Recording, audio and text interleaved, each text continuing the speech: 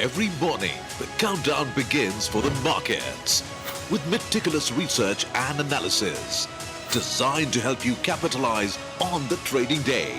Beaming live from the CNBC-TV18 Motilal Oswal studio.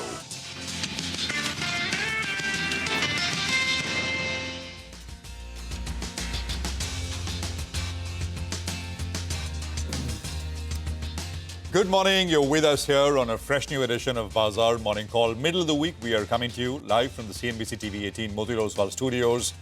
Well, I think the Japanese are happy a lot today, this morning. But lots to talk about, as always. Single stocks more in focus than the broader market, I reckon. I'm Prashant. With me, my colleagues Surabhi and Nigel. Guys, good morning. Hi, guys. Good morning. This morning, reading all of those trade deal developments across Asia, I kept seeing, is there India somewhere? Is there India somewhere? But no, we're still waiting. But a lot of other Asian, countries maybe are slightly relieved, if nothing else. At least there's some finality to it. Well, that's right. And, from the music world, Ozzy Osbourne, rest in peace, dreamer. And, no chance to dream nowadays. But, legendary singer. Absolutely. And, many memories, yeah. Absolutely. We'll maybe remember him through the course of the day. But for now, let's just sort of take it from the top with regards to markets and how they are tracking. Well, in terms of price action, there is not much. If you just look at what the US market left us with. So quiet kind of day. NASDAQ was down about 0.3%. Nothing very much. The S&P was flattish. NASDAQ was down about 0.39, 0.4. The dollar index continues to weaken, right? So you basically have yesterday, in 2 days, the dollar is down about 1%. This is the broader dollar. And we're now at about 97.46. US-Japan trade deal was announced. And, Japanese goods will face a 15% import levy and see Japan invest about $550 billion in the US. So this is the basic broad deal which has been announced. It is unclear at this stage if Japanese auto and parts would receive a carve-out. Remember, the number which was doing the rounds for auto imports into the US was 25%. So, will Japanese auto exports into the US receive that carve-out? We don't know. By the way, on the Truth social media platform, President Trump said, well, US autos also will get a big footing in Japan. But the point is, the traffic with regards to autos is out, not in. Japanese autos sell hugely in the US, but, the US cars are not very popular in Japan. So, that's just something to note as an aside. By the way, Toyota stock has jumped about 10%, and other Japanese car makers are also higher on the back of expectation, and I think clarity, etc., will come that these are essentially being carved out from the 25% tariff because of the deal, the broader deal, which both countries have struck. On other tariff news, Philippines essentially got a 1 percentage point decrease in their tariff rate as opposed to what they got in the letter. So it was 20%, it's now gone to under 19%. Not very much, right? US-China talks, and this is the Treasury Secretary Scott Bessent who confirmed that the US-China talks will take place next week. July 28th and 29th is when the next set of talks will take place.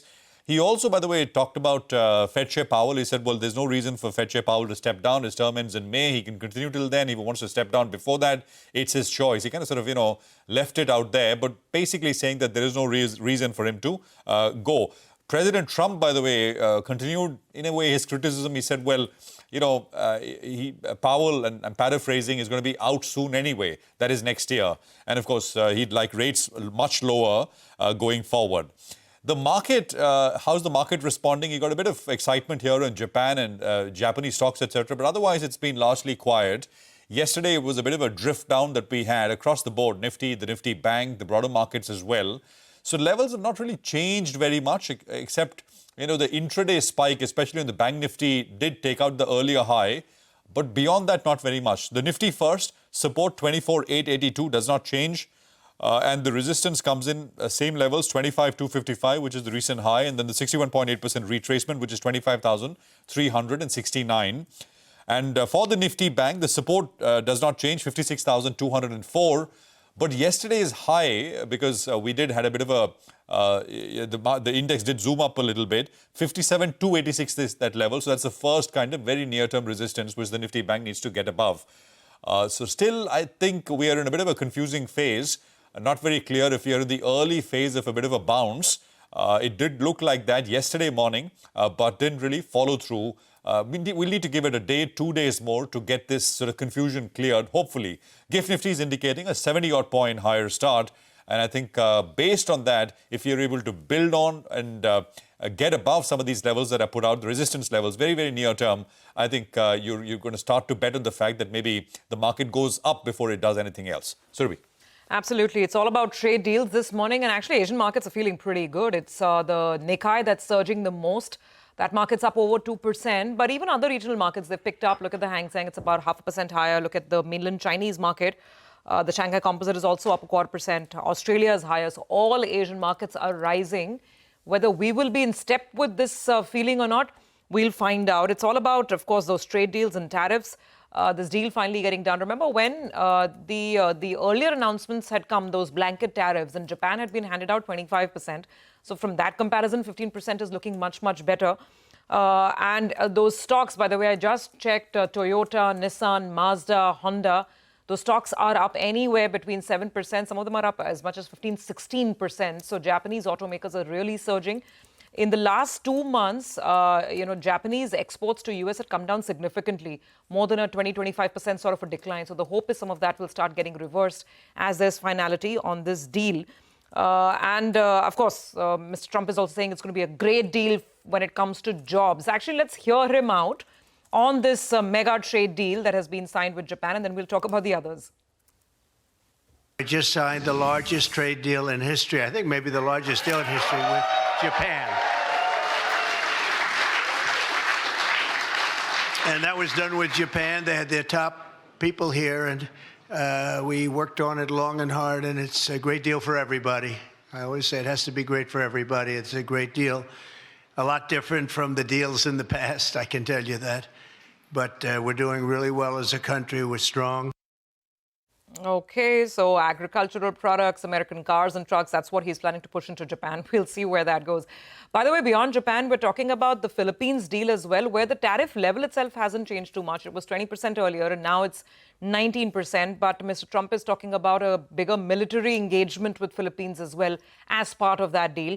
So that's gotten done. And the framework with Indonesia has also been declared with clarity. So 19% tariff on Indonesia as well. By the way, no incoming tariffs or no tariffs on US imports coming into either Japan or Philippines or Indonesia. So it's a one-way street. Tariffs only when goods are moving to the US. By the way, Mr. Besant has made it clear that the US could be rolling forward the deadline, that 90-day pause window with China. That window otherwise would expire around the 12th of August, but he's already given an indication that that could be extended as talks with China continue. And he himself is going to be meeting with his Chinese counterparts in Stockholm next week. So watch out for more headlines on the China-US trade deal as well. And with Europe, well, Mr. Trump has said a deal is coming tomorrow. So let's see. Lots of deal talk. India is nowhere in the picture. That's the short point. We continue to focus on our individual local news flow and earnings. Within that, the market has been extremely range-bound. The Nifty finally at least holding on to 25,000. That's been the good story. Let's talk about the flows. And there's a lot of FPI selling that we're consistently getting in India. It's been offset by, of course, a lot of domestic buying. But look at that. This data would also be skewed because of the large blocks that happened even yesterday in some of the stocks like 361 WAM. But for what it's worth, domestic buying of over 5,000 crores, FPI selling of over 3,500 crores. That's something to keep in mind. In terms of individual stock action today, like I said, more about news, earnings, just some names. Dixon, the market's been watching for those numbers, very steady, absolutely in line. KEI Industries, another strong performance from a wire and cables play, very similar to what we saw in some of the other names like Polycab as well. So it's looking good. Margins, you can quibble. Margins have come down a little bit, but that's KEI. Paytm has finally turned in positive on the EBITDA front and on the PAT front. So we'll get more details around this as we go on. And as always, as block deal action, I mean, we're learning from sources. Vivek has been picking this up, that there could be large blocks in a couple of real estate names like Oberoi and Macrotech today. So we'll watch for this. So Nigel, my guess is that while the world works around the trade deals, we'll still keep looking at individual stocks here. Well, Trump kept talking about making America great again. Just looking at the Japanese market, it appears Japan as well is becoming great again because the kind of rally that we're seeing out there, stocks flying between 5 to 10%, and the index itself is up and about. Coming back to our markets, the data points that we got yesterday, there were mild shots that were added into the system.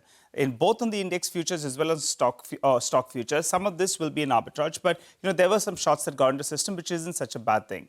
And post the short edition, the FI net short positions, well, last is at around 86%.